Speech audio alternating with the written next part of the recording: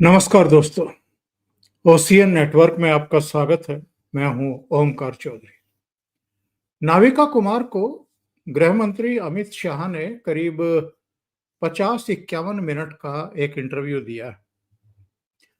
अवसर था उनके चैनल के 20 साल पूरे होने का और बहुत सारे सवाल जवाब हुए हैं। जम्मू कश्मीर के आतंकवाद की, अलगाववाद की, पूर्वोत्तर की इंसर्जेंसी की, कई तरह की जो समस्याएं थी, नक्सलवाद पर भी, ईवीएम पर भी, मोदी सरकार के परफॉर्मेंस पर भी, यूसीसी पर भी और जो अभी वक्फ संशोधन बिल आने वाला है उसको लेकर के भी मार तमाम सवाल और उनके बड़े बेबाक जवाब। जो एक स्टाइल है अमित शाह का, उसी अंदाज में उन्होंने जवाब दिए। किसी भी सवाल पर वो इधर-उधर भागे नहीं, सिवाय एक सवाल के, जस्टिस यशवंत शर्मा के मुद्दे पर। उन्होंने कहा कि चूंकि मामला सुप्रीम कोर्ट के अंडर में इन्वेस्टिगेशन का है, इसलिए वो इस पर कुछ कहेंगे नहीं। उनके ट्रांसफर को लेकर के भी उन्होंने कुछ नहीं कहा। लेकिन एक सवाल था जिस पर वो खुल करके बोले हैं। नाविका कुमार ने उनसे पूछा कि सब नेता प्रतिपक्ष राहुल गांधी ये आरोप लगा रहे हैं कि पिछले 10 दिन से वो बोलने की कोशिश कर रहे हैं और उनको बोलने की इजाजत नहीं दी जा रही। तो अमित शाह ने जो जवाब दिया है वो भी मैं आपको सुनवाने जा रहा हूं। लेकिन लब्बो-लुआब क्या है, संदेश और संकेत क्या है, ये जो जवाब आया है गृह मंत्री अमित शाह की तरफ से, इसके बहुत कड़े और बहुत बड़े संकेत हैं।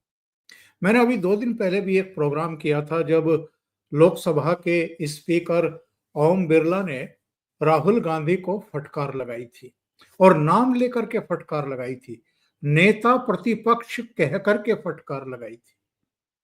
ये अपने आप में अभूतपूर्व है जो घटना घटी है।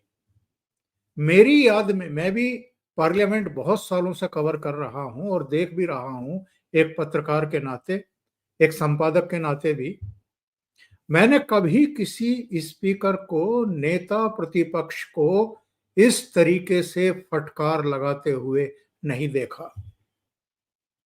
और स्पीकर नेता प्रतिपक्ष को अगर फटकार लगा रहे हैं तो इसका मतलब ये है कि नेता प्रतिपक्ष का आचरण जरूर बहुत बड़े संदेह के घेरे में है। बहुत उन्होंने कुछ ऐसा किया है जिसकी वजह से ये नौबत आई है कि स्पीकर नेता प्रतिपक्ष को डांट लगा रहे हैं। वो जब 18वीं लोकसभा का गठन हुआ था और जिस तरीके से राहुल गांधी अ, अब जो बेंचें लगी हुई हैं उन पर इस तरह हाथ फैला करके बैठे हुए थे, टी-शर्ट पहन करके आ रहे थे, उनकी बॉडी लैंग्वेज कुछ इस तरह की थी जैसे वो इस इलाके के दादा हों, उन सब को लेकर के भी। और जो चेयर से दिशा निर्देश जारी किए जा रहे थे उनकी अनदेखी करके भी जो एरोगेंस वो दिखा रहे थे, वो सारी चीजें। इसके अलावा भी बोलते बोलते अगर चेयर से कोई उनको सजेशन दिया जा रहा है कि आप इन शब्दों का प्रयोग ना करें, उन शब्दों का प्रयोग ना करें, तो इस पर उल्टे चेयर को ये कहना कि बोलने दीजिए, इस तरह की लैंग्वेज का प्रयोग करना। और सदन में अपनी बहन के आसपास से निकलते हुए उनके मुंह को टच करना, उनकी ठुड्डी को चेक करना, टच करना और उनसे कुछ कहना खड़े होकर के। और ये जो रिश्ते हैं ये जनसभा में चल सकते हैं, संसद परिसर के बाहर चल सकते हैं, आपके घर में चल सकते हैं, आप बहन के घर गए हो वहां भी चल सकते हैं, आपके घर में भी चल सकते हैं, लेकिन पार्लियामेंट में, सदन के भीतर ये सब नहीं चल सकता। तो सारी चीजों को इकट्ठा करके उन्होंने जो फटकार लगाई थी उसका लबोलुआब ये था, उन्होंने चेतावनी दी थी राहुल गांधी को कि मेरे पास बहुत सारी चीजें आ गई हैं, बहुत सारी शिकायतें आ गई हैं और आप जो आचरण सदन के भीतर कर रहे हैं वो ना तो नियमों के अनुरूप है और ना जो हमारी परंपराएं हैं और जो मर्यादा और गरिमा रही है सदन की उसके अनुकूल हैं। तो एक तरीके से उन्होंने यही कहा है कि अपना आचरण सुधार लीजिए। लेकिन अमित शाह ने जो इंटरव्यू दिया है, नाविका कुमार ने उनसे पूछा कि नेता प्रतिपक्ष ये आरोप लगा रहे हैं कि पिछले 10 दिन से वो बोलने की कोशिश कर रहे हैं और उनको बोलने नहीं दिया जा रहा है। तो इस पर अमित शाह ने कहा 42 मिनट 42 घंटे का समय 42% समय विपक्ष को दिया गया था बजट पर बोलने के लिए। हर दल के नेता ने ये तय किया कि उनकी तरफ से कौन बोलेगा। किसी पर कोई रोक टोक नहीं थी, कोई किसी भी विषय पर बोल सकता था।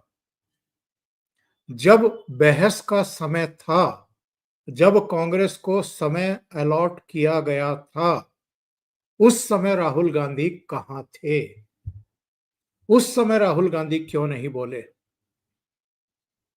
और ये पहली बार मैं देख रहा हूं मोदी सरकार की तरफ से सीधा अटैक हो रहा है राहुल गांधी पर, यह कहते हुए कि उस समय तो वो वियतनाम में बैठे हुए थे, वियतनाम की यात्रा कर रहे थे।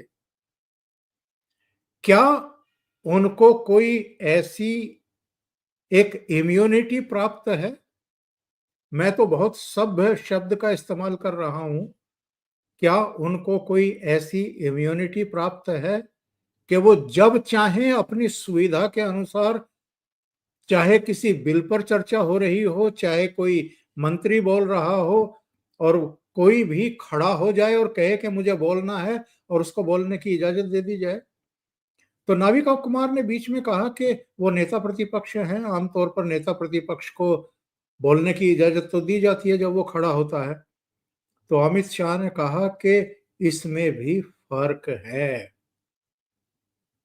नेता प्रतिपक्ष कौन है ये भी जरा देखा जाएगा। इसका मतलब ये है कि एक रवायत तो है, एक परंपरा तो है। और मैं तो अपने समय की बता रहा हूं। मैं जब पार्लियामेंट को कवर करता था तो उस समय अटल जी प्रधानमंत्री थे, चंद्रशेखर पूर्व प्रधानमंत्री और कुछ विपक्ष के नेता अगर कुछ बोलने के लिए खड़े होते थे तो खुद प्रधानमंत्री ही बैठ जाते थे कि इनको बोलने की इजाजत दे दी जाए। तो ऐसा क्या हुआ है कि राहुल गांधी 10 दिन से बोलने की कोशिश कर रहे हैं और स्पीकर उनको बोलने की इजाजत नहीं दे रहे हैं? तो जरा सुन लेते हैं कि अमित शाह ने नाविका कुमार को क्या जवाब दिया है। इसके बाद इस चर्चा को जरा आगे बढ़ाते हैं। नाविका जी, राहुल गांधी को शायद मालूम नहीं होगा, आपको तो मालूम होना चाहिए। पार्लियामेंट में बोलने के रूल होते हैं। बजट पर चर्चा हुई, उनको 42% टाइम दिया गया, तो उनको तय करना है किसको बोलना है। हम कैसे रोक सकते? सब डिपार्टमेंट पर चर्चा हुई, बड़ा बड़ा 40% टाइम विपक्ष को दिया गया। वो विपक्ष के सम्मानीय नेता है, वो वियतनाम थे, कैसे बोल सकते हैं? फिर जब मैं आऊंगा तब बोलूंगा। ये पार्लियामेंट है भाई, ये पार्टी का दफ्तर नहीं है। यहाँ कुछ रूल्स बने हैं, नियम बने हैं, और फिर चिल्लाते रहना सिंपैथी प्राप्त करने के लिए। सिंपैथी इस तरह से प्राप्त नहीं होती है। राहुल गांधी जी को इस मंच से पूछना चाहता हूं, आपकी पार्टी को कितने घंटे बोलने के लिए टाइम दिया और आप क्यों नहीं बोले? उनको बोलना चाहिए था अपनी पार्टी के इस समय में, मगर वो बोले नहीं। और जब किसी और का समय होता है खड़े हो जाते हैं, मुझे बोलने दीजिए। ऐसा प्रिविलेज है यहाँ नहीं होता फैमिली का, वो कांग्रेस पार्टी में होता है। लेकिन अमूमन देखा गया है कि लीडर ऑफ ऑपोजिशन जब खड़े होते हैं तो आउट ऑफ रिस्पेक्ट समय दे दिया जाए। डिपेंड्स कौन है।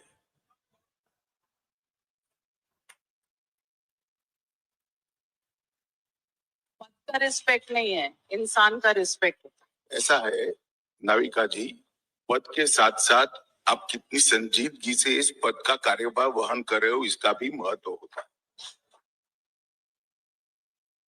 आप कभी भी खड़े हो जाओगे और कहोगे कि मैं लीडर ऑपोजिशन हूं, ऐसे नहीं होता है। पार्लियामेंट के रूल्स बने आज के नहीं है, कांग्रेस के जमाने से बने।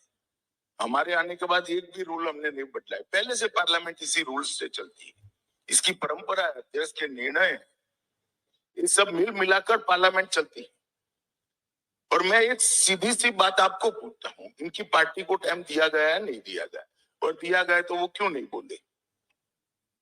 उनको कोई नहीं रोक सकता, मगर जब आप आओगे तब बोलोगे किसका वक्तव्य चल रहा है, क्या चल रहा है, कोई बिल चल रहा है, कोई क्वेश्चन ओवर है, कुछ नहीं देखना और खड़ा होना। इस प्रकार से पार्लियामेंट नहीं चल सकती। आई एम सॉरी टू से, उन्होंने पार्लियामेंट के रूल्स का पूर्णतया पालन करना चाहिए, डिसिप्लिन तरीके से पालन। अमित शाह इतने सख्त राहुल गांधी पर अगर हैं तो इसकी 2-3 वजह हैं। एक वजह केवल राहुल गांधी नहीं, राज्यसभा जिसको उच्च सदन कहते हैं, जरा वहां देखिए क्या तमाशा होता है। मैं तमाशा शब्द का प्रयोग जानबूझ करके कर रहा हूं। किसी भी विषय पर और जब प्रश्नकाल होता है तब मल्लिकार्जुन खड़गे, जो कांग्रेस के राष्ट्रीय अध्यक्ष भी हैं और नेता प्रतिपक्ष भी हैं, खड़े हो जाते हैं। मुझे इस विषय पर अपनी बात रखनी है और सभापति जगदीप धनखड़, जो बहुत ही सभ्य, सुसंस्कृत, बहुत ही संतुलित, बहुत उदार मना, दूसरों को रिगार्ड पे करने वाले माने जाते हैं और बहुत लर्निड पर्सन है, बहुत पढ़े लिखे पर्सन, केंद्र में मंत्री रह चुके हैं, वो जयपुर हाई कोर्ट में वकालत कर चुके हैं, वो सुप्रीम कोर्ट में वकालत कर चुके, वो वहां एमएलए भी रह चुके, वो मेंबर ऑफ पार्लियामेंट रह चुके, वो चंद्रशेखर सरकार में मंत्री रह चुके, वो पश्चिम बंगाल के गवर्नर रह चुके और अब उपराष्ट्रपति हैं। लेकिन उनके सामने किस किस तरह की चीजें होती हैं, की जाती हैं, डिजाइन की जाती हैं, उनको अपमानित करने की कोशिश की जाती है। जब वो पश्चिम बंगाल के गवर्नर थे तब भी ये हरकत हुई थी, और अब वो उपराष्ट्रपति हैं और राज्यसभा के सभापति हैं तो भी उनके साथ मिसबिहेव किया जाता है, लिटरली मिसबिहेव किया जाता है। और कई सदस्य हैं, उनमें टीएमसी के भी हैं और उनमें कांग्रेस के भी हैं। और नेता प्रतिपक्ष पद पर रहते हुए, नेता प्रतिपक्ष के पद की एक गरिमा है, उसकी एक मर्यादा है, उसके दायित्व हैं, उसकी कुछ जिम्मेदारियां भी बनती हैं। केवल विरोध के लिए आप विरोध करते रहें राज्यसभा में भी और लोकसभा में भी, ये काम नेता प्रतिपक्ष का नहीं है। केवल टकराव, केवल अहंकार और ये कि हमें किसी भी बहाने से पार्लियामेंट को बाधित करना है, सदन को नहीं चलने देना है, विधायी कार्यों को नहीं होने देना है, ये ही काम लोकसभा में भी हो रहा है। राहुल गांधी वहां है कि नहीं है, उनके दिशा निर्देश चलते हैं, नेता प्रतिपक्ष वो हैं, वो वियतनाम घूम रहे हैं, अमेरिका घूम रहे हैं, लंदन घूम रहे हैं, कहाँ घूम रहे हैं ये तो वो जाने। लेकिन पार्लियामेंट के भीतर कांग्रेस के सदस्य भी और दूसरे दलों के सदस्य भी, विपक्षी दलों के सदस्य जिस तरीके से बाधा पैदा करते हैं, शोर शराबा करते हैं, जो इशू नहीं है उनको इशू की तरह पेश करके और पार्लियामेंट को चलने नहीं देते हैं, स्थगित करा देते हैं, वो किसी से दबा छिपा नहीं है। और जिस तरीके से स्पीकर लोकसभा में अपमानित करने की कोशिश की गई उनको, और राज्यसभा में सभापति जगदीप धनखड़ को, इससे ऐसा लगता है कि सरकार के स्तर पर ही अब ये फैसला कर लिया गया है कि जब तक ये चेयर का सम्मान करना शुरू नहीं करेंगे, अपनी गलती को मानेंगे नहीं, समझेंगे नहीं और डेमोक्रेटिक तरीके से ही चीजों को नियमों के अनुसार, नियमों में रहते हुए अपनी बात रखना शुरू नहीं करेंगे, तब तक इनको जरा सख्ती से ये बताया जाए कि आप नियमों के ऊपर नहीं हैं, आप चाहे जिस भी खानदान से ताल्लुक रखते हो। और मुझे लगता है कि राहुल गांधी के साथ तो ये जानबूझ करके सख्ती की जा रही है, क्योंकि राहुल गांधी ने बहुत लिमिट क्रॉस की हैं पार्लियामेंट के भीतर भी, और बहुत गलत तरीके से और गलत बॉडी लैंग्वेज के साथ, बहुत एरोगेंस दिखाते हुए, अहंकार दिखाते हुए बहुत ही गलत तरीके से भाषण दिए हैं। और जैसे अरविंद केजरीवाल मुख्यमंत्री रहते हुए विधानसभा का सत्र बुला करके एक तरीके से गाली गलौच ही करते थे, लगभग वैसा ही मतदाताओं के द्वारा आप ठुकराए जा रहे हैं, लेकिन भड़ास निकालते थे प्रधानमंत्री नरेंद्र मोदी के खिलाफ। और ऐसा कभी नहीं हुआ इस देश के इतिहास में, संसदीय इतिहास में, कि प्रधानमंत्री किसी चर्चा का जवाब देने के लिए खड़े हुए हों और उनके पूरे भाषण के समय राहुल गांधी के इशारे पर सदन में लगातार नारेबाजी हुई हो, लगातार नारेबाजी हुई हो। तो ऐसा लगता है कि सरकार ने भी और स्पीकर और सभापति ने भी अब ये तय कर लिया है।